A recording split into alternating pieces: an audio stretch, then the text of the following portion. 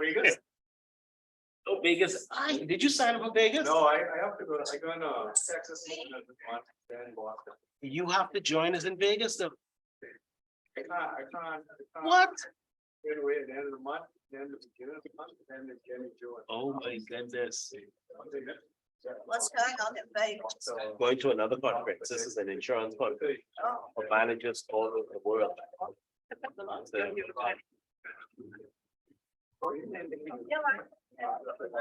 Okay, good afternoon, RCN, good afternoon. Oh, wow, I trust and hope that you all are doing well. What a beautiful day it is, eh?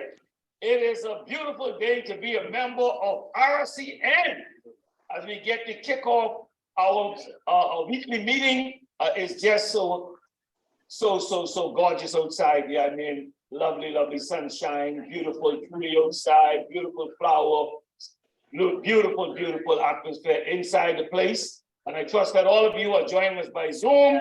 There's also a beautiful atmosphere where you are. What a day. It's so good just to have everyone around, and we're just so happy that we are now able to start our weekly meeting, and trust that you all had a beautiful day. Good, beautiful. So let's now call this meeting to order.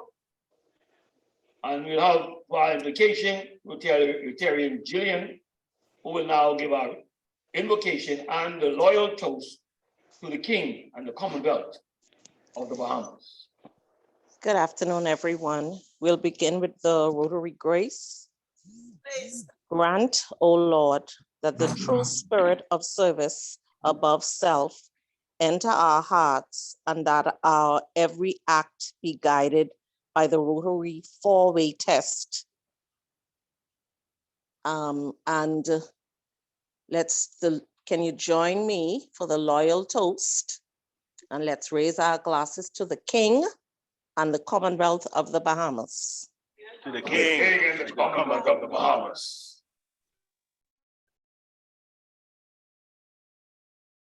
Please be seated. Thank you very much. Next time we'll make you rest.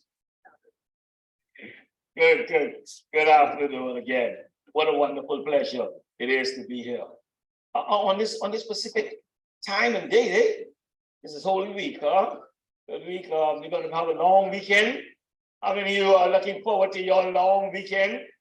I mean, the Friday and the Saturday and the Sunday and the Monday. Wow. How many of you are traveling? Many Rotarians are actually traveling, leaving paradise to go to God knows where. Portugal. So if you're traveling, put it. When you're traveling, a Rotarian kilo, let us know exactly where you are. So you put in the chat if you're traveling.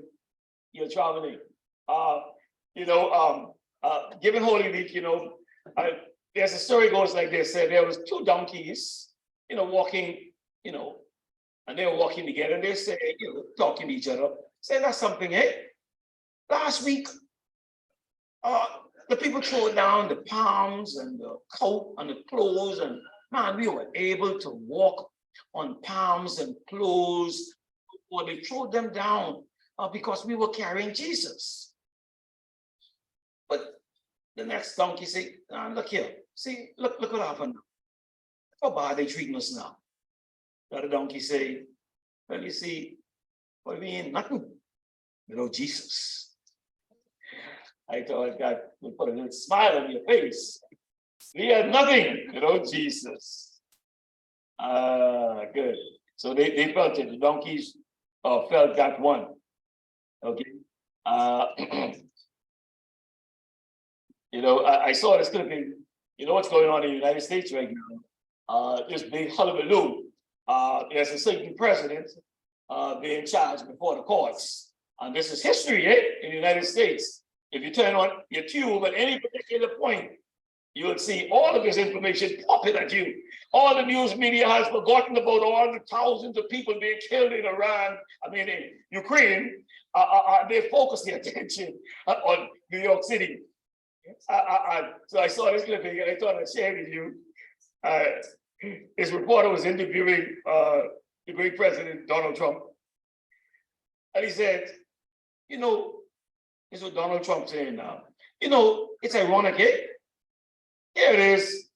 I've spent my entire life lying, cheating, and not paying people I owe. I actually just paid one person. And you see what happened?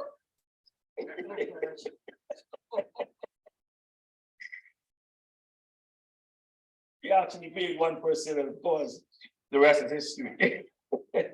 All right, ladies and gentlemen, I hope that night your day put a little smile on your day, so that you feel a little bit better and feel indeed welcome. And so, do we have any visiting Rotarians on the call with us today? Okay, we'll get to you. Thank you so much. Any visiting Rotarians on the call? We'll like to give them an opportunity to chime in. Anyone online, social media? Visiting online? Rotarian keynote membership. Chair, do we have anyone online that is Rotarians? visiting today with us? Okay. We have Tamara Evans Tamara from Evans Nassau Sunrise. from Nassau. Tamara, how are you doing, Tamara? Read us Tamara, please. Good afternoon, everyone. I'm doing great. Happy to be here. I have a son with autism, so I'm looking forward to the presentation this afternoon. Good afternoon. Welcome, welcome, Tamara. We are so happy to have you here. And of course, feel welcome. I hope you feel our RCN welcome thus far. Any other visiting Rotarians on the call Visiting Rotarians. who would wish to open up their mic and just say hi? No other visiting Rotarians. No. Visiting. Do we have any guests of Rotarians visiting? I know we have someone in-house. My dear, would you wish to just stand and say your name and who you're visiting with? My name is Lois Cartwright. I'm visited by visitor by the music Ferguson. Okay, good. All right. Good. Eloise, thank you so much. Yes, is here. Samita. She's Samita's online. We have Right Samita there. sent a guest. That's good, Samita. Yes, that's my guest. And where are you? And where are you? Yes. I have to pick up my daughter at 1:15. Excuse me. I love you all. I'm here. I tell you that, you're here. Samita's so busy picking up all of those dance awards that she just got. I mean, Samita, you're doing a wonderful job. Eloise will be back next week. She's gonna be back next week. The good Rotarian doing some wonderful work over there with the women them. Like what we want to say, the women's them.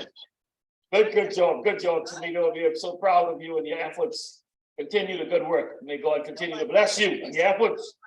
That is part of Rotary, the call of Rotary. We have some other visitors. We have Higgs, Any other visitors online? Brunel Higgs. Brunel Brunel. Higgs. Come on, Brunel. Just Brunel. introduce yourself. Any other visitors? Any other visiting Rotarians? Brunel, you have to unmute. Good afternoon, sorry. I'm visiting a guest of Baldine and the Reach program in Abaco, Sandy Point, Abaco. Excellent, beautiful Sandy Point Abaco is in the house. And we are so happy to have you. We are so happy to have you in the house. Abaco used to be my second city one time ago. My second stomping ground. So I'm quite familiar with that. Sandy Point, what a beautiful little settlement vale there. Plenty sunshine and sea and plenty fish. Oh yeah, Abaco, Sandy Point. Was it kicked off? No, I was an honored member. Rotary Abaco. Honored member. Anyone else we have, Kino? Mr. Sergeant, I would like to recognize my buddy, Lana Munnings. Oh, She is here. Lana. I always, listen, she's my buddy, so I have to Yes. recognize my buddy. Good. Hey, Lana. Lana, you're getting big up. By your buddy. That's my buddy. Membership chair, Kino, Oh, Kino, yeah, picking yeah, you my up buddy. today. Good. Okay, so if there be no other visitors, Rotarians or otherwise, we want to now turn it over to our President Chantel, who will then navigate us through and bring her greetings. Thank you so much. Hey, good afternoon, everyone. Good afternoon. Good to see you. Well, our numbers increased by 2 from last time, so we're getting there, slowly but surely. But thank you all for logging in and for coming out in person today. Samita, I don't know if you can open your mic. I don't know if you're already picking up your daughter, but we had a very good weekend this past Friday and Saturday. You know, one of the mandates from Rotaries this year was to actually have programs for empowering women and young girls. So on Friday, we had a program. We joined with Samita and her team, CHAMPS, I don't remember what the letters stand for, but basically it's working towards empowering women. And then on Saturday, we went to the Willie Mae Pratt School for Girls. And, you know, we had another program for girls as well. So Samita, are you able to open your mic and just give a little brief synopsis? Well, like they say, you be ready for every good work. Right, Yes. Tino? That's right. CHAMP stands for Chosen, Honored, Appointed, Motivated, Positive Sisters. So the whole idea for the weekend past gathering was to bring women together to hear from persons who would have empowered their community, like our very own Senator Maxine Seymour. She did an excellent job. Wayne, you're gonna have to get her to speak. She had so much just within her that she was able to share. And then we had an entrepreneur who was able to share about her business.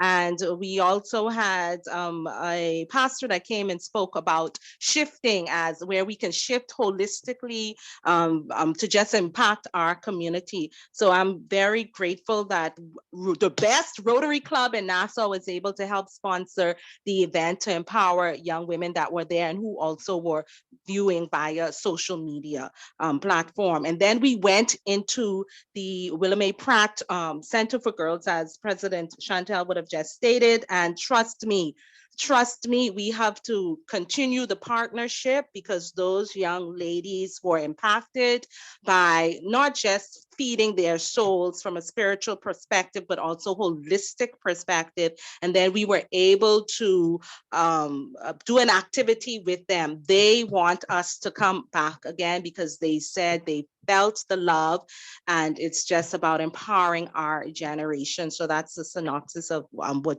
transpired during the weekend past. Thank you for the opportunity, President. All right, thank you.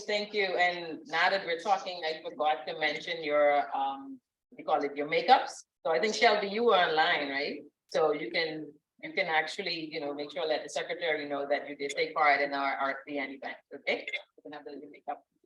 Yeah, so thank you. So that's pretty much it for right now. You should have gotten the email regarding the sign up for the Red Cross Fair. Thank you so much for those of you who have already signed up. There's still some spaces available, especially on Sunday. It looks like most people want to lie in bed on Sunday. We don't have too many people signed up, so hope more folks sign up for Sunday because it looks like it would be a very good event. So look forward to that. That is it for me for now, sir. And I don't think our secretary is on, so we will go straight into our meal and fellowship now. Thank you.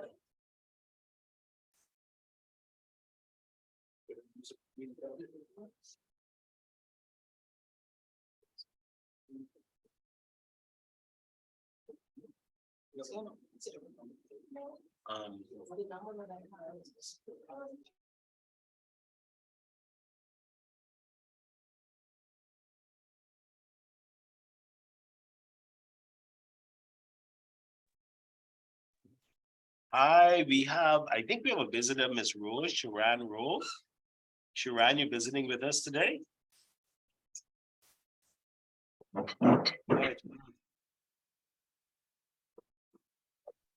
So we'll go into meal and fellowship for about 5-10 minutes, and then we'll have Rotary and Keno come up, or Shelby will come up for membership. Dwayne. It's gonna be Dwayne? Okay, Dwayne will come up for membership.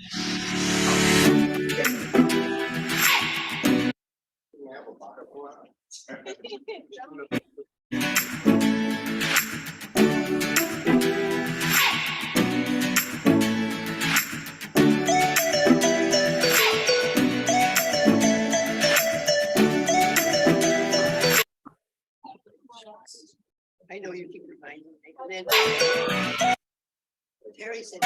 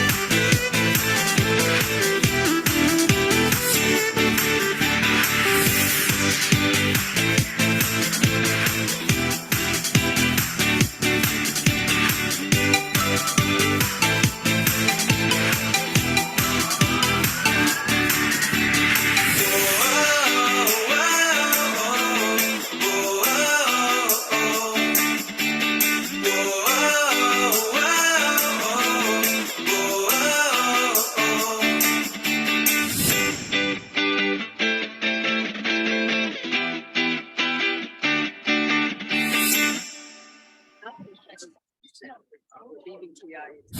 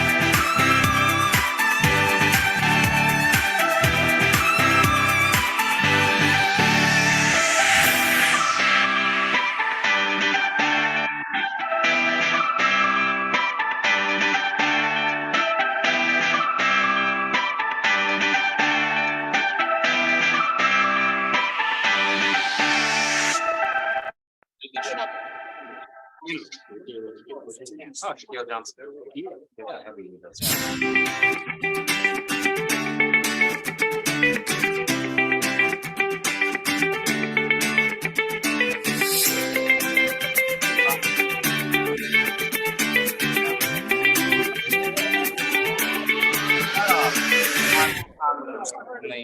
Try and come on by.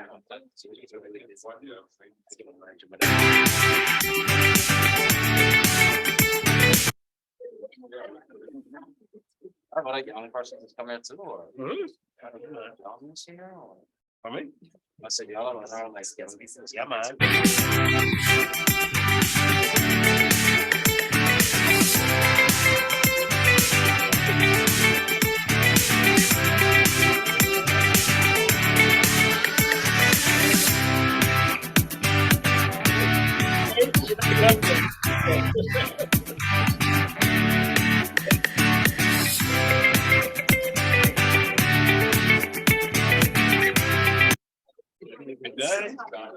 Good. See if it's worth it. All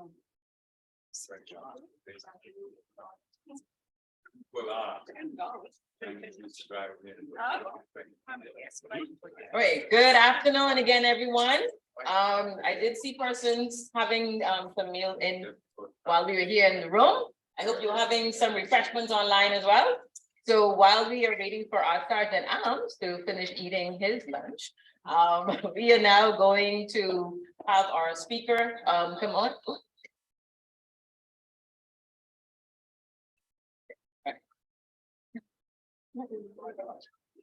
So, Landra, are you ready to introduce our speaker, please? No, sorry, I lied. No, I missed this one.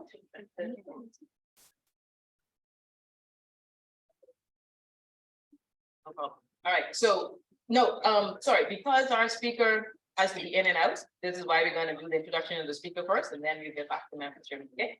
Sorry about that. It's not my birthday. Oh, no, it's mine, so I will make sure that I'm right for my birthday.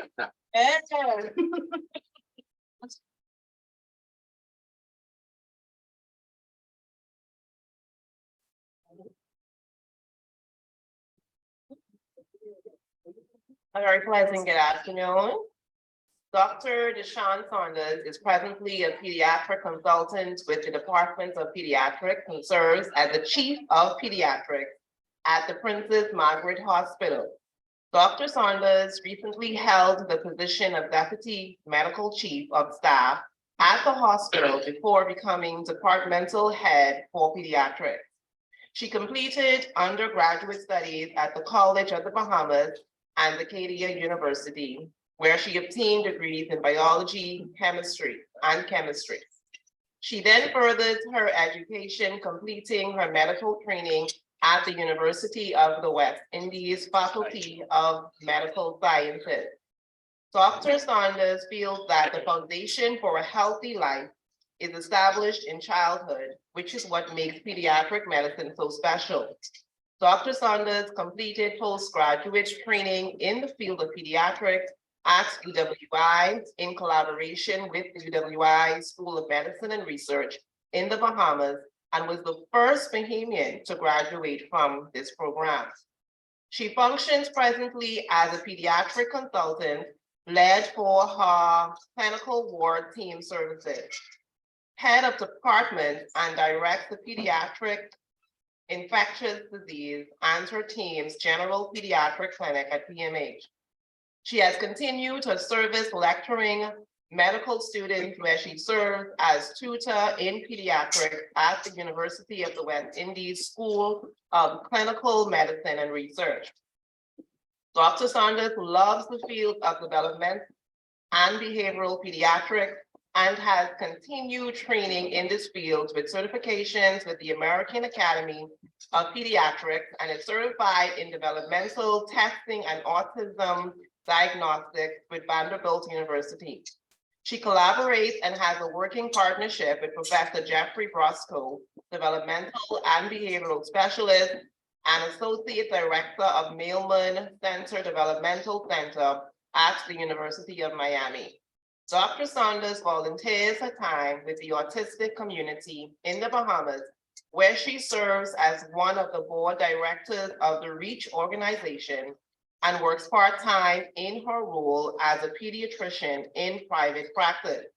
As we celebrate autism awareness during the month of April, please join me in welcoming Dr. Deshawn Saunders to discuss autism awareness.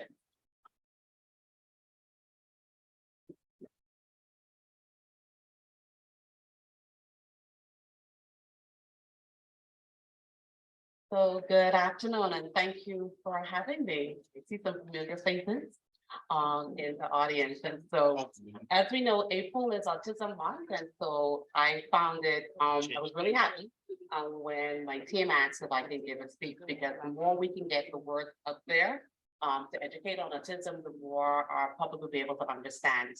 So just to start off with autism, persons try to figure out what exactly is autism. But in terms of defining it, autism is a neurodevelopmental disorder that affects children in three main areas. So it affects them with social skills, it affects them through communication, and also affects them through behavior. And so just to expand on that a little, when we talk about social skills, it's basically their back and forth interaction. So things like eye contact, play. Some kids may not want to play with other children. They may prefer to play with themselves. And when you were to talk to parents would try to describe it as children being in their own world.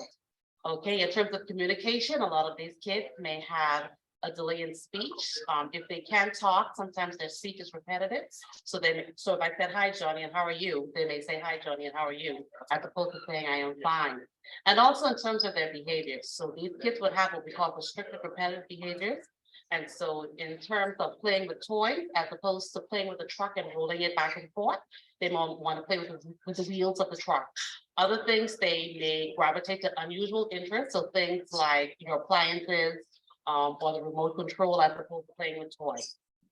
And so when we look at autism and developmental delay, studies have shown, and actually the latest statistics, and these numbers are changing every year, and it's becoming a concern for the pediatric population. Last year, our numbers were 1 in 44, and the CDC released data as of March of 2023, and our numbers are 1 in 36 children in the US.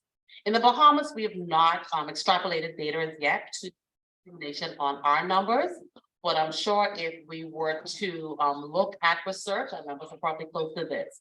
So presently, the REACH organization, we as a team, we are trying to collect data from schools and also parents so we can know our numbers. Because in order for us to be able to be effective in helping our children, we need to know what the status is in the Bahamas.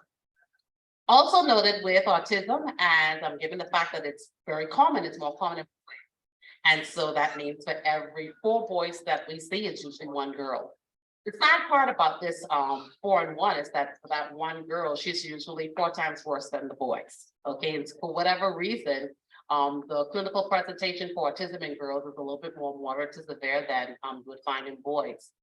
And so autism is more like an umbrella. And so if you look at our colors, we use colors of the rainbow. And that reason is because autism varies, meaning that every child is different. Some kids may have 1 presentation, some kids may have all. And so things that we would note in terms of children with autism, so diagnosis is usually between the age of 2 and 3, but you can sometimes pick up from as early as 6 months that there may be a concern with a child that may be delayed. Every child is different, as noted, and not all kids, as said, will have the same symptoms as another child. So why is there an increase in cases? So I always get that question anytime I speak about autism. And there are a number of reasons why we see the shifting in the numbers. So the first thing is increasing public awareness. So meetings like this, us going on television, also speaking in other forums. So in terms of schools and teachers being able to learn about what autism is, that increases the cases. In addition, in terms of the diagnostic criteria, that has actually been defined, and we use the DSM classification with this diagnostic statistics manual, and there are specific features that we would look for in children to make the diagnosis. And so when we look at autism doesn't have a face. Okay, so it means that these kids may look normal, they run up and down just like regular children, but as you observe them over time, you would see that they have particular features or particular behaviors. And when you were to look at the diagnostic criteria, you would note that some of these children may fit. Other reasons for increasing in cases is now availability of early diagnosis. In earlier years, some kids were not diagnosed up until the age of 5, and now we can diagnose them as young as 12 months. The standard usually is between 2 to 3, but we do have testing where we can pick up children earlier, and early diagnosis actually helps because the earlier we can diagnose a child, the earlier we can actually put in place interventions. It's sad when we miss kids, meaning that some kids may have been missed with a diagnosis and up until they're 8 or 9, you're now just realizing that, hey, something is wrong. And as we know, the brain is plastic in children, and so the brain is continually developing. And so the earlier we can diagnose a child, then we definitely see improvement. Other things that also increase the cases, when we look in the past, when we had a child that was slow, everybody was put in the basket of intellectual impairment or mental retardation. And so you had a lot of families, if they had a child that was slow, they would lock them up in the house, they wouldn't take them to church, they wouldn't take them to the food store. And so for families, it was almost a hidden shame to have a kid that was delayed. And in that vein, our numbers were really not known. But with diagnosis, we're able to make the determination and able to pick out children that displayed certain features. So earlier diagnosis is also noted to be linked to higher socioeconomic status. And so, for instance, testing. So when we look at testing in the Bahamas, in the public sector, the Ministry of Education, they perform testing for children, but testing is up until the age of 5. And if we're talking about children being able to be diagnosed from the age of 12 months, 2 and 3, so we realize that there's a significant window or a significant number of children that may not be able to afford private testing. And so they are delayed to diagnose. So just to look at development, so this just looks at 6 months. So we try to start early just so persons can get an understanding and look at red flags to make a determination. You know, now in the Bahamas, and not even just in the Bahamas, worldwide, every family knows somebody that is autistic, whether it's in their family, whether it's a friend, whether it's a co-worker. And so we ask that person be a little bit more vigilant and monitor children. So milestones are very important. And so when we're looking as children, as pediatricians, developmental milestones are key for us. And so, yes, you want to know how a kid is eating. Yes, you want to know how they're sleeping, but we also would like to know how they're developing.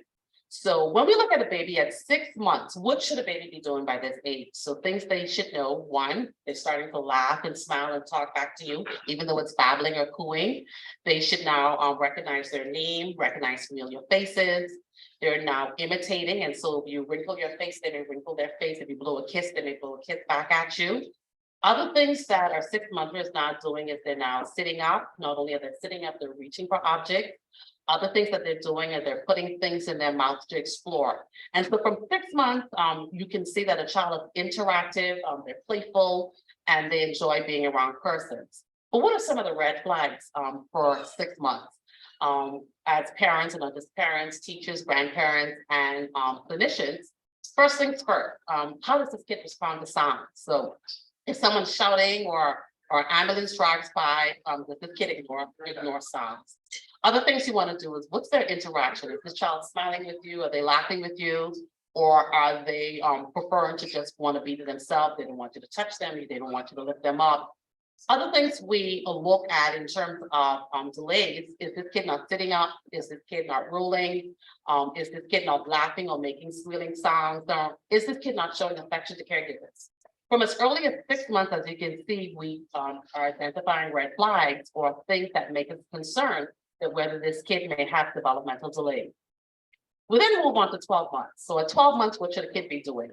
By this time, a kid should be waving hi and bye. Some of them nodding yes or no, calling mama, dada. Some kids may have more words than that. Other things that they're not doing is imitating. So in terms of playing social games, so pat a cake, peekaboo. They're also showing curiosity, and so they want to explore. They're busy, they're in the cupboards, they're running up and down. And by this time, they're either cruising or starting to walk. And so these are what we look at in terms of normal milestones. But what are some of the red flags at 12 months? So first things first, maybe this kid's not able to hold a stand or sit supported. Now, this is not related to autism, but we're looking at the delay in general. Okay, but things that are related to autism would be words. So as we talked about, we said there are three main areas. So we talked about speech or communication. We talked about socialization, and we also talked about their behaviors. So when we look at speech, what are some of the delays? So you have a 12-monther, they're not saying any single words, whether they're just humming. So some kids perform what we call vocal stimming, so where they just hum with no visible words. Other things, they're not nodding, they're not waving, and so not showing any gestures. And so when we talk about gestures, we look at communication as words, but communications are not just words. Communication can also be actions.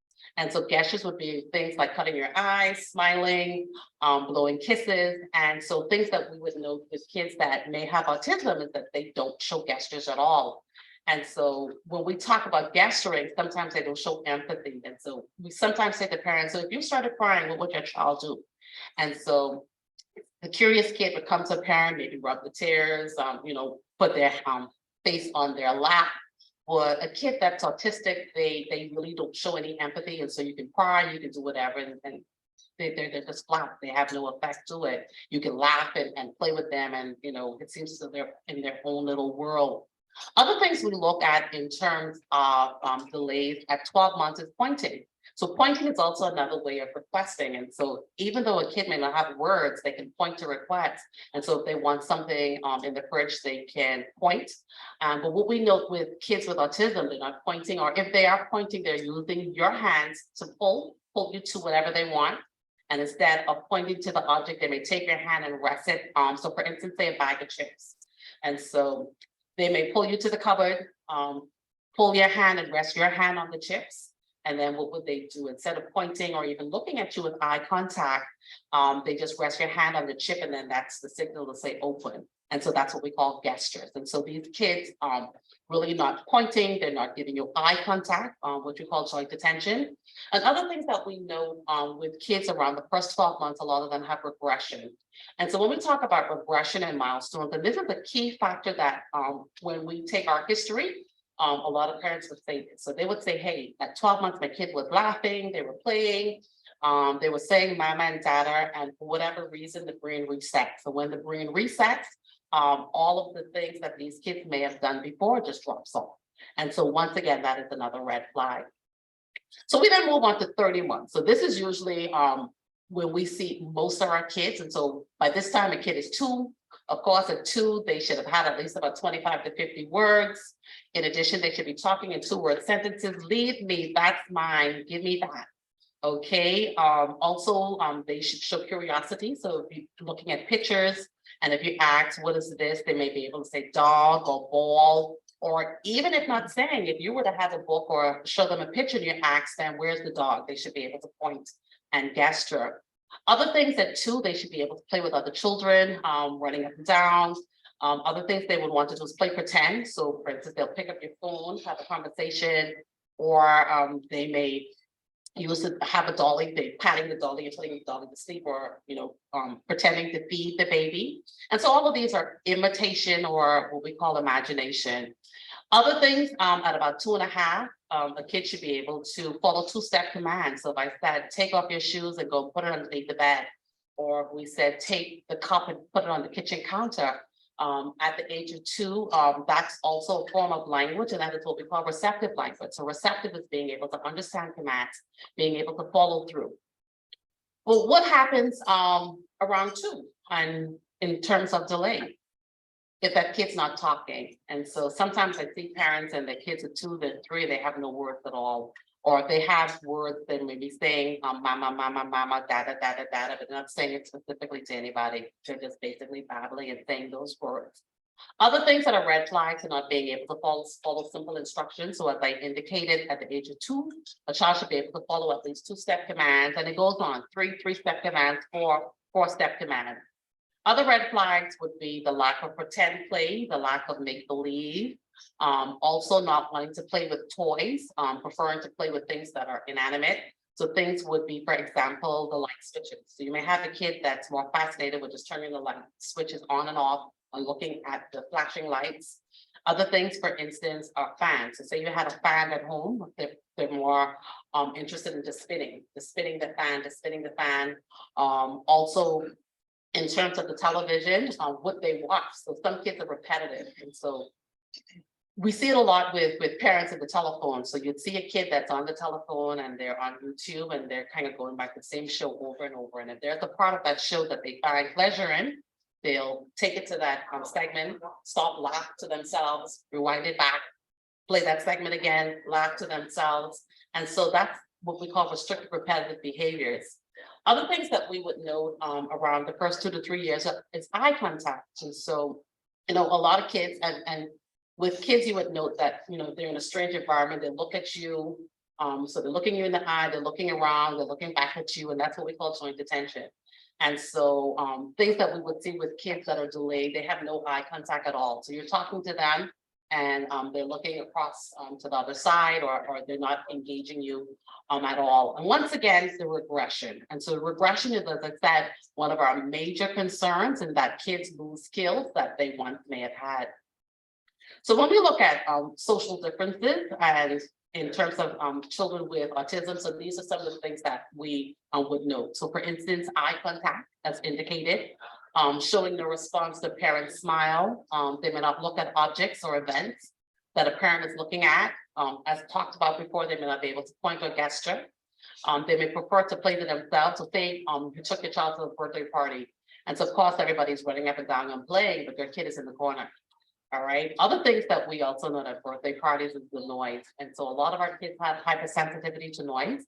And so when you're starting to sing the happy birthday sound, they're putting their fingers over their ears.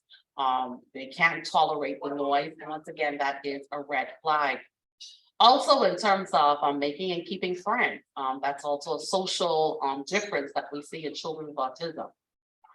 When we then look at communication, once again, no words by 15 months, no 2-word phrases by 24 months. And if a kid is verbal, a lot of them have echolalia. And as I said before, echolalia is repeating everything that you say. Other things that we note is ignoring needs. And when we see, so usually when I meet a kid or meet a family for the first time, their usually main concern is I call my kid and my kid doesn't respond. I think my kid can't hear. And so any kid that we start off with evaluation, we always say, hey, we have to get hearing testing. All right. We're sure that the kid can hear, but we always have to ensure that hearing is normal. And so one of the main communication things that you would see is they would ignore name calling, they don't come or respond. Other things, they show not much interest in communicating back to you. So in terms of having back and forth conversations, but we see this in our older kids. And so when parents are bringing kids around the age of 4, around the age of 5, even around the age of 6, some of their concerns would be, my kid doesn't have a conversation with me. My kid can identify objects. So a kid could say water, or they could say juice, but they're not using pronoun, I want water. Other things that we also know with communication, some kids would refer to themselves in third persons. And so what does that mean? So instead of Johnny saying that I am hungry, that child may say Johnny is hungry. Or instead of the child saying, I am ready to go, the child may say, Johnny is ready to go. So once again, that is another red flag. And this is for kids that are verbal. We look to see how they speak. So we look to see the words that they use, not just the words. We also look to see intonation. And so with intonation, children adapt characters. And so you see it a lot with children that watch TV a lot. So in the olden days, when Dora the Explorer was a star, you would have a lot of kids actually talking like Dora the Explorer. So they'd actually have the same tone of voice, things even Peppa Pig.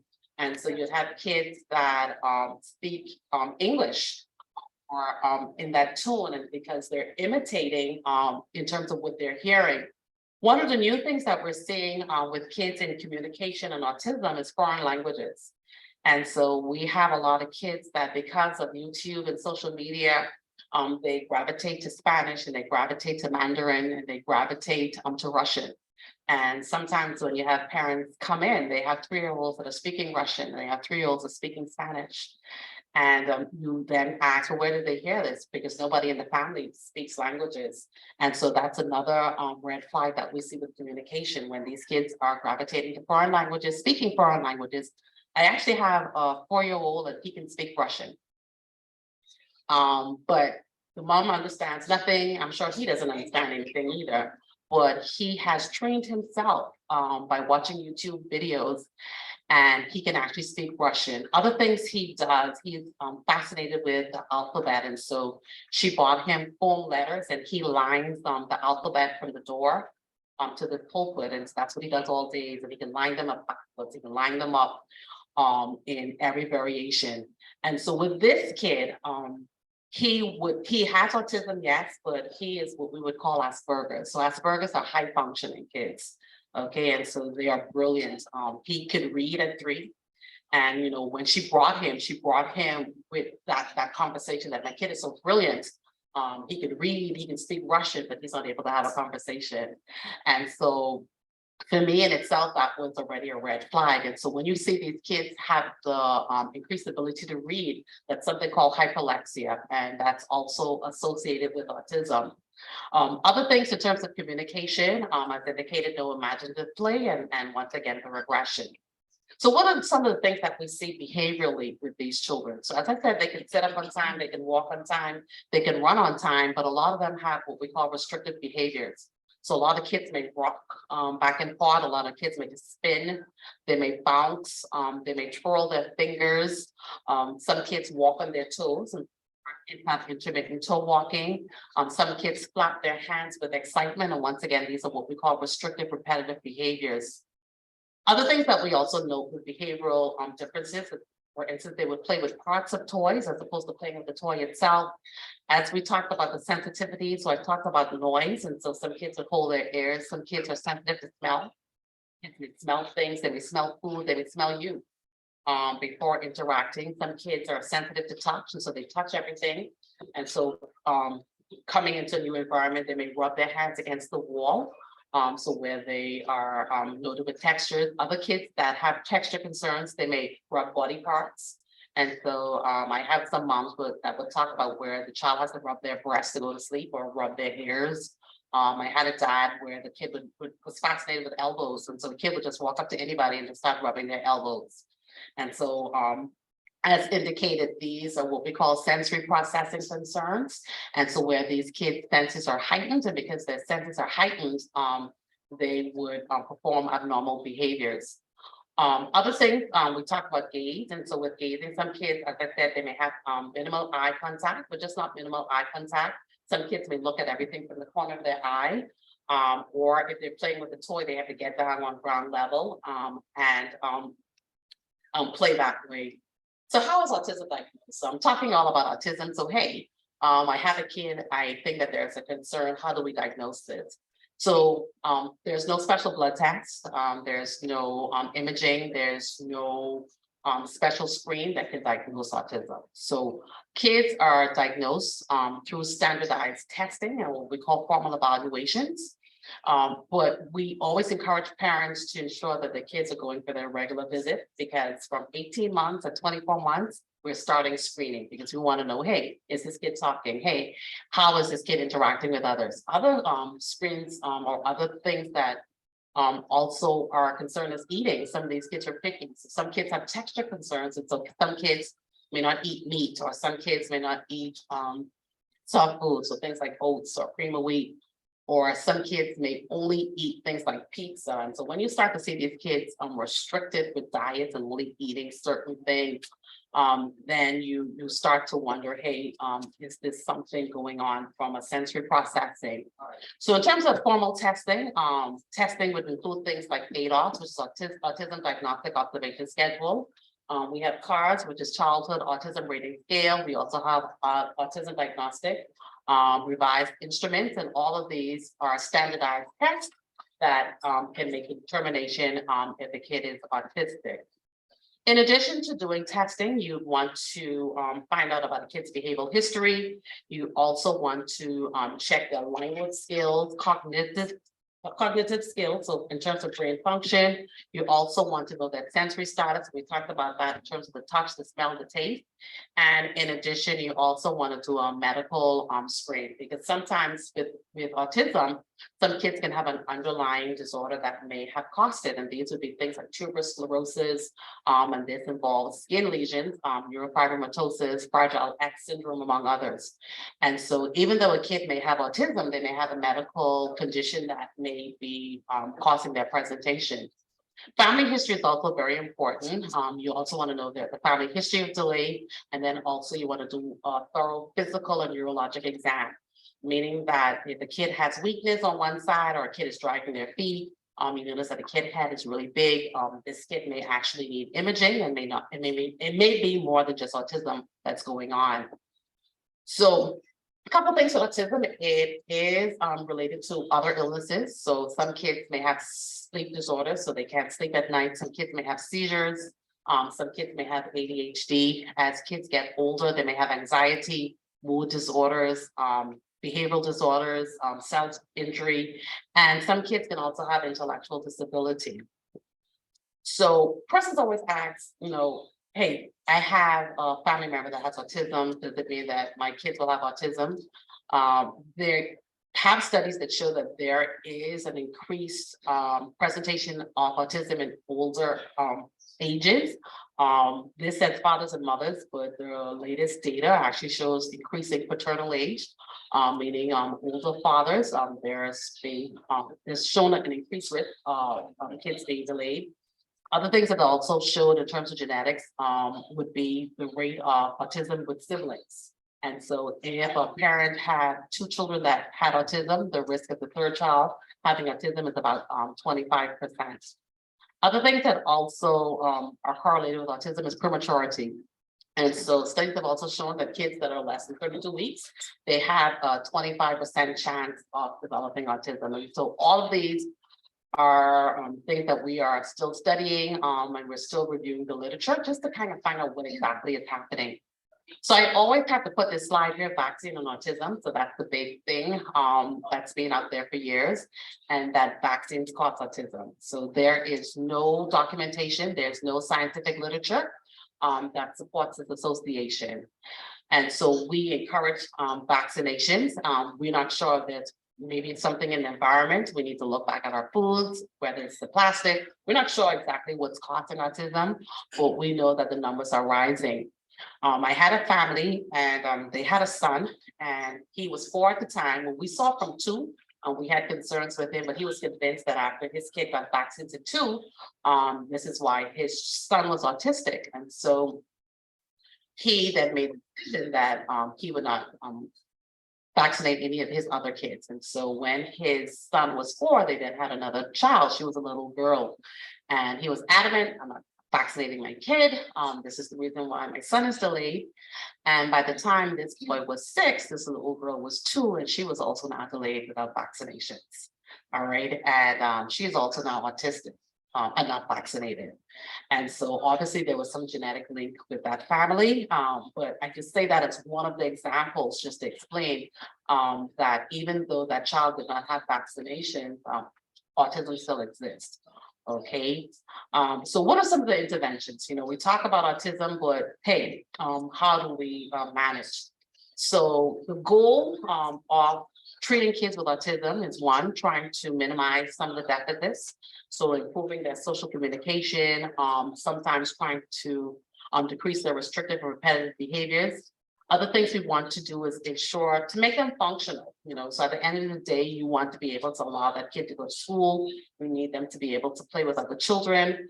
And you also want to prevent problematic behaviors, because sometimes with these kids, because they're not verbal, a lot of them may have tantrums. Their tantrums would be things like head banging, biting, hitting. And so you want to try and eliminate those problematic behaviors. And so, meetings like this allow us to teach the public, and so people can have an understanding. And so, for instance, a parent with an autistic child, they carry their child to the food store. And when they get into the food store, they have a meltdown. And we as behaviors, why she don't control her rude child? She just need to spank him, and the child is having a tantrum and, no one's understanding. But as I explained to parents, what's happening to that kid when he goes to the food store? A lot of these kids have sensory processing concerns, so their senses are heightened. So when we walk in the food store, we just walk in the food store, we're just trying to get a trolley and get in and out. But for that autistic child, what's happening? They can smell the meat counter, they can smell the fruits, they can hear the butcher cutting the meat, they can hear the packing boy using his gun to label the food, they can hear the cashier typing, they can hear Auntie Sue on her phone, and so they're overstimulated. And because of that overstimulation, and same thing with malls, so a lot is going on, and so you see the tantrums, and so these children start screaming, they start having tantrums, and it's because they can't handle the stimulation. And so it's important for us to be able to educate persons, and so when you see a person that's dealing with a challenging child, that child may not just that child may be autistic and have concerns going on. And so how do we intervene? So there's no medicine that can fix autism, but the modalities include things like speech therapy, occupational therapy. So occupational therapy helps with teaching kids to dress and undress themselves, helps them with potty training. Potty training is usually a big challenge also. Behavioral therapy is also another arm of treatment, and also educational intervention. So getting these kids into school, getting these kids into special classroom based models, also with sensory. So some kids that may have the hypersensitivities, helping them with sensory therapy, among other things. And so that kind of comes to the end of my presentation. And so Reach as an organization, we're an NGO, and we give back to our community. And so we are a parent support group. And our group is made up of professionals, medical professionals, along with parents, teachers, and we support our parents. We had speech therapy, and so we provide speech therapy free of charge for children. And so we use the month of April as our month to try and raise funds so we can get donations. And so I'm wearing one of our t-shirts, and so we encourage all corporate organizations and everybody to purchase a t-shirt where you can talk about autism every Friday, just to support the cause. We had Lighted Up Blue, and that was held on Saturday, April 2nd. It's observed worldwide every year to bring awareness to autism. And on April 1st, which was Saturday, we had our lunch at Boston Square, where we were able to honor some of our kids that are on the spectrum, and not only honor some of our kids, also honor some of our hardworking parents. We also had one of our students from Looper, and she actually raised funds at her school. She created a t-shirt design and raised funds to help with our program. And so we're hopeful that we can continue to get support. We have an Easter egg hunt this coming Easter Monday. And so we're looking for donations and support. In the past, Rotary would help. They used to donate a burger van. I think that was East Nassau. I don't think it's this group, but they told us that the van's not working. And so they can't help. And so, hey, I'm at Rotary today. So I'm going to put that plug in. We still need some assistance. And so we've reverted to pizza. So if this club wants to donate the pizza, we'd be happy. All right. We have a fun run walk coming up at the end of the month on April 29th, and registration is $25. It comes with a t-shirt. And so any way you can give back, we would be happy. And I think that's the end of my presentation. If there are any questions, I'd be happy to take a question.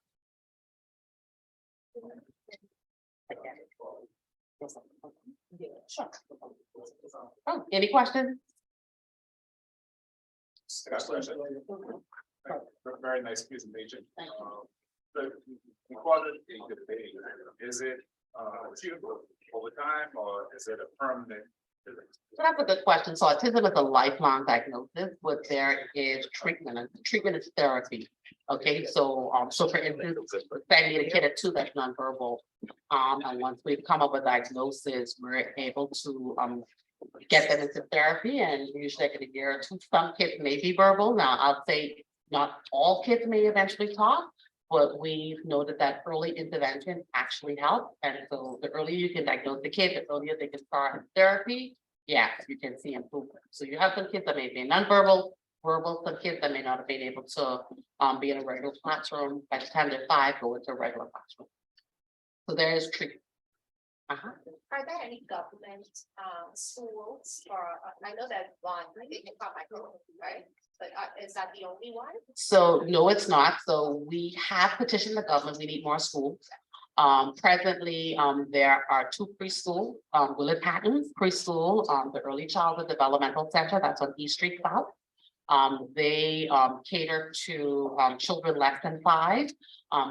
Times is what you're talking about. They have a school.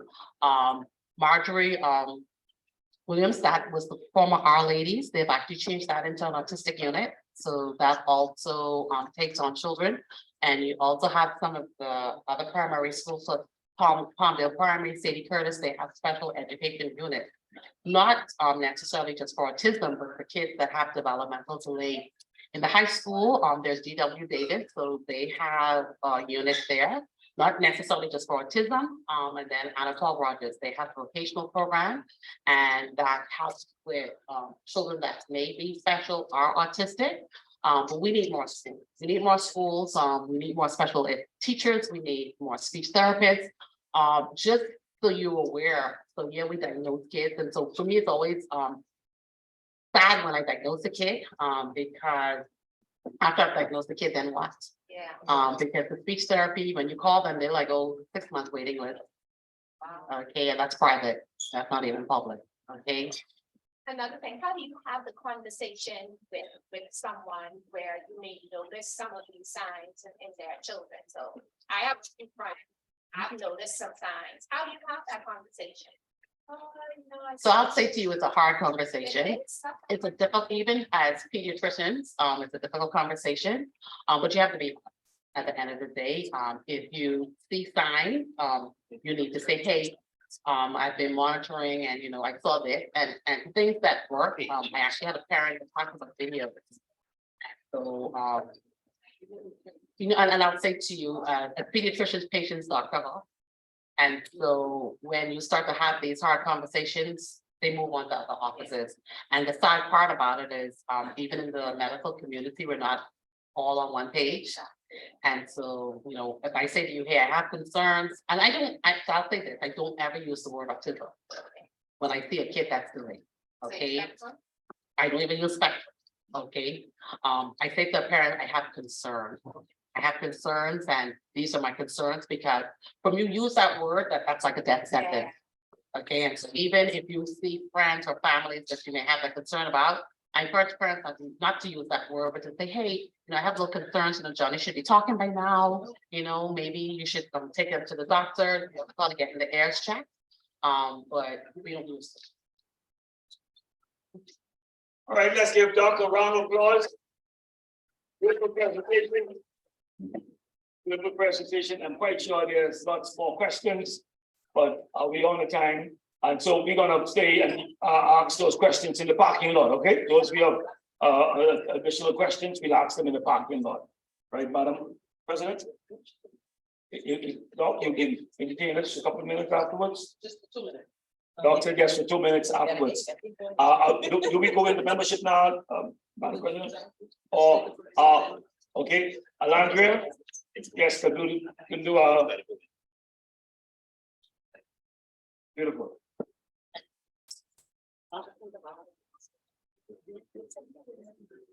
What a wonderful presentation. Let's give Dr. Strawn another round of applause.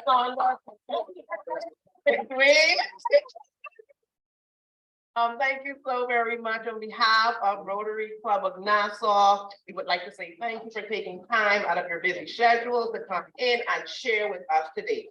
As a special ed teacher, I totally understand what we go through, so I really, really applaud your effort in this field. Thank you so very much. Okay.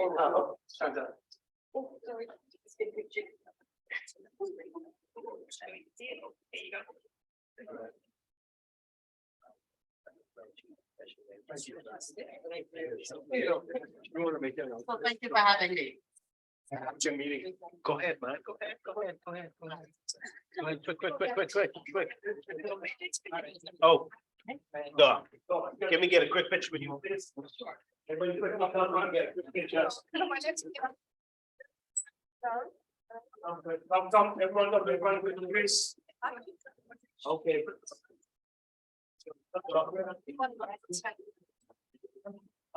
Sir. Come take a quick picture with us, please.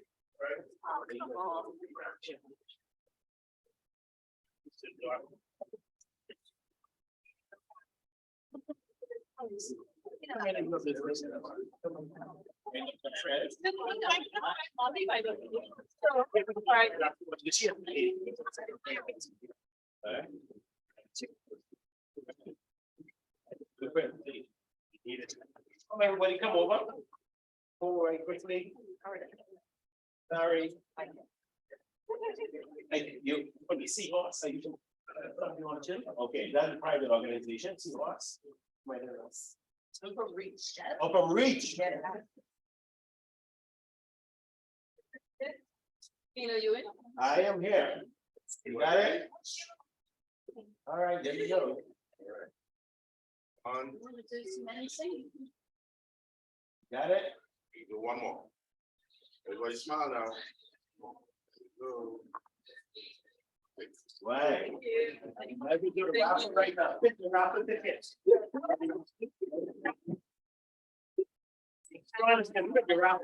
Can I put my birthday song while you're doing? Okay, good. That's it. If you can. Okay, yes. And we have a special birthday today. And we're gonna be quick. We know we're wrapping up in time. But a special birthday for RCN. Today is my birthday, and you know it's time to celebrate. Time to eat cake, have fun with friends and family. Today is my birthday, and you know it's time to celebrate. Time to eat cake, have fun with friends and family. Who birthday? Your birthday. Who birthday? It's my birthday. Who birthday? Your birthday. Who birthday? My birthday. Happy birthday. Who birthday? Your birthday. It's my birthday. Who birthday? Your birthday. Who birthday? Happy birthday! That's bad. She's saying something. Bye. Okay, good. Beautiful. All right, good. We're gonna thank all of you who participated in the raffle. I understand we raised $100. Let's give ourselves a round of applause. That is excellent stuff. Excellent, all to go towards polio. Okay, good. Ticket number 618. How we all see here? 3, 9. And the last number, ladies and gentlemen, to win this very exclusive prize, the number 2.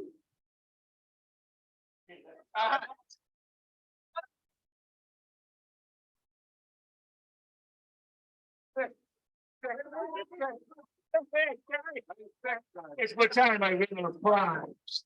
Hallelujah.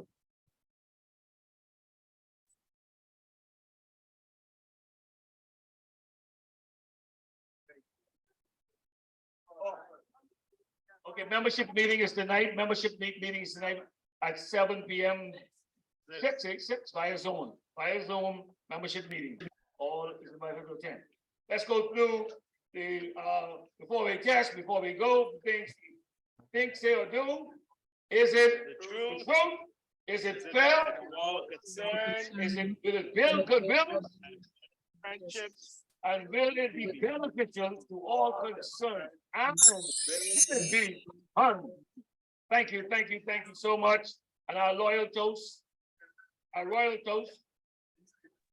To the king. Rotary around the world. That's it. Thank you all for coming on today. Great meeting. Thank you all for hanging out with us today. Those of you who are visiting, have a wonderful day, everybody. You can pull it down now.